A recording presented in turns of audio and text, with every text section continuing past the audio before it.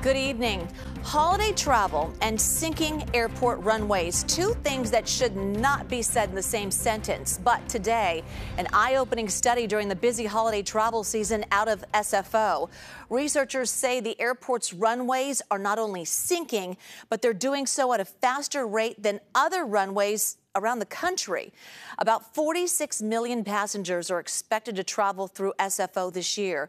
And with the holidays just around the corner, the airport will only get busier in the coming weeks. Our Max Darrow has more on what this all means for travelers now and down the runway. Day in and day out, planes take off and touch down at the San Francisco International Airport. The runways send planes off or welcome them to the Bay Area.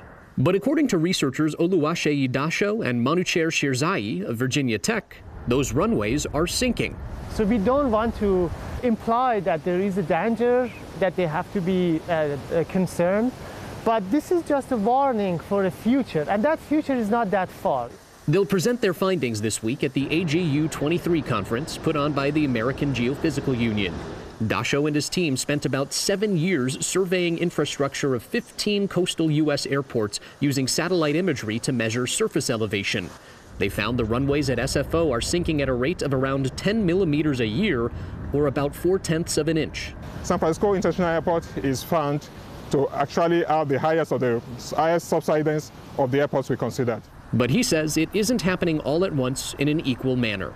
It's differential subsidence happening at varying rates along the runways. It could lead to change of slope. It could lead to curving in and bulging along the runway. And when there's bulging along the runway, it could lead to ponding of water when there's rainfall.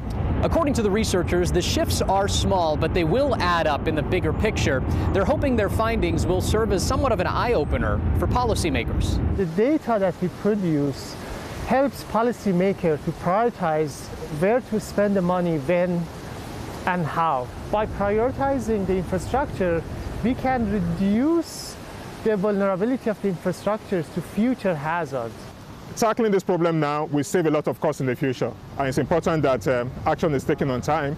The reason, says Dasho, climate change will continue to impact life and infrastructure in the years to come. The better we begin to think about how to build resilient infrastructure against climate change, the better. A spokesperson for SFO told us they haven't had a chance to review the study and weren't ready to comment. However, the spokesperson said their shoreline protection program, being developed to protect SFO from rising sea levels, should keep the airport safe for decades to come and will be completed more than 40 years in advance. Shirzai reiterated the sinking runways pose no imminent threats. At this moment, everything is safe.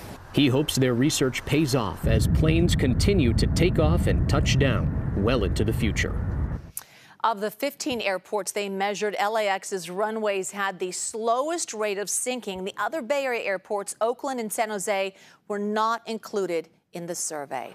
So what is SFO doing to fight climate change? As Max mentioned, they didn't specifically address the sinking runways, but it has proposed a $590 million project to build new seawalls to protect the airport from rising sea levels. The plan is under environmental review right now, but construction, that is, could start as early as 2025.